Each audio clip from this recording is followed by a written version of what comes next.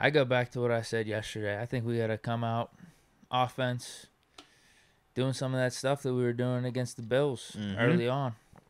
You gotta throw the ball, man. Get Pickett in a rhythm. Try to get 2 touchdowns or just 2 scores really early. Hopefully the defense can just make a stop or 2 and then make the Bucs have to come back. I'm just looking at the Packers for them. That's what we need to do. But I would say to make it more personal to us, I think you have to increase your targets to Pickens. When I watch, because I have film sessions coming out on both of those 2 guys as well, George Pickens and Kenny Pickett, just based on what they were doing in this Bills game and kind of stuff, just projecting going forward. To me, man, I'm like, the volume just needs to increase. When we talk about... So Pickens is there even more. No, 100% he is. Yeah. Even on some of the plays where... Actually, you think about the I think it was the 3rd first down that we got. We hit Zach Gentry on the crossing route. The play has been highlighted. George stutters off, pushes the guy down. Wide open in the middle of the field, right? 10, 15 yards or whatever. It's like stuff like that where it's like... That's a way to get open. Yeah. But on that particular play, it's like Gentry, yes, that was still a good read, good throw. But I'm looking at Pickens. I'm like, well, who would I rather have with this ball right here? Zach Gentry on a crossing route at 7 and he gets a chance to run it up, or George Pickens sitting there at about 12, middle of the field, and he catch this ball, it's going to be a foot race.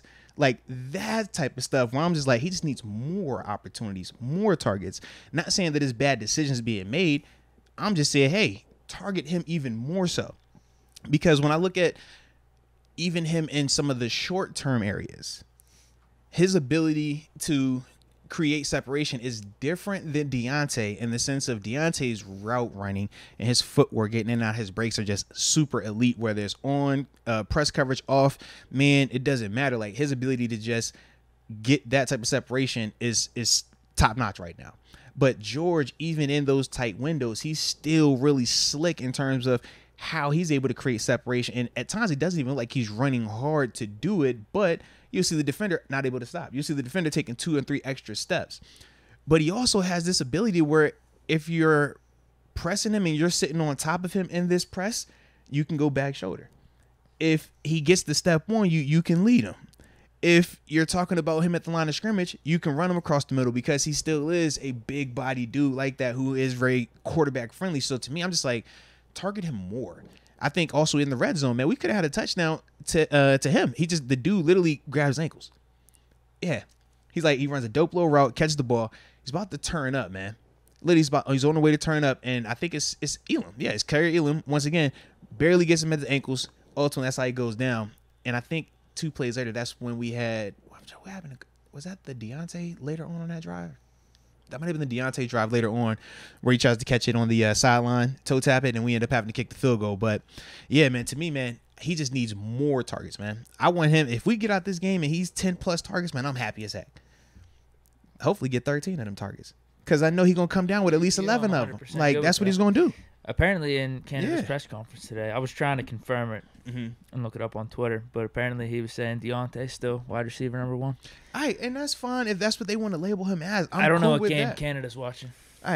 They can label whatever they want to label him as. All I'm saying is it's a natural connection right now when you're talking Kenny Pickett and George Pickens. He naturally looks to him. He naturally will give him chances.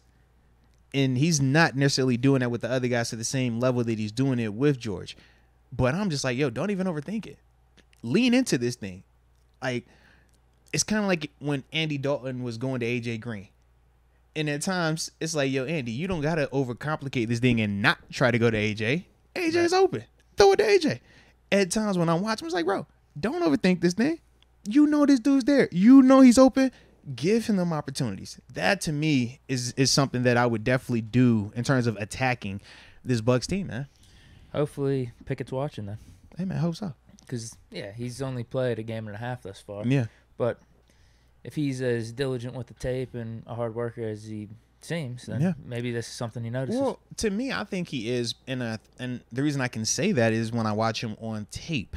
And I'm seeing him go through his progressions. I'm seeing how he handles play action pass. I'm seeing his mechanics, his footwork, his throwing motion. The consistency there is showing that he is watching tape. It's showing that, hey, things that he might have missed on last week, he picked up on this week. But now he still has some issues that popped up this week.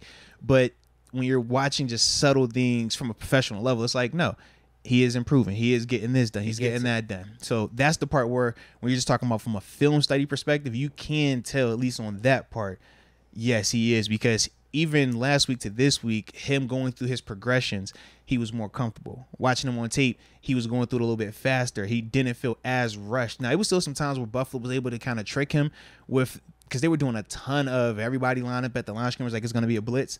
And then sometimes they would bring those guys. Sometimes they would just bring 4. Sometimes it would be a guy. Yeah, that's tough to read. Yeah, absolutely. For a young guy, too, like, that's tough.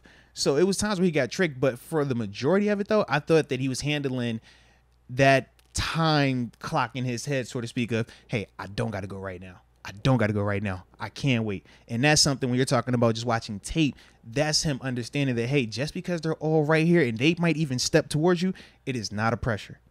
It is not something that you have to go hot. You have to get the ball out right now. And that's the thing that I like. But like I said, he still had, I know he had the one, like I said, when he went to Najee, cool, it happens. Because like I said, he is young. But as a whole, you can see those things in terms of him going in the right direction. So the more he does that and keeps improving there, the better he's going to get.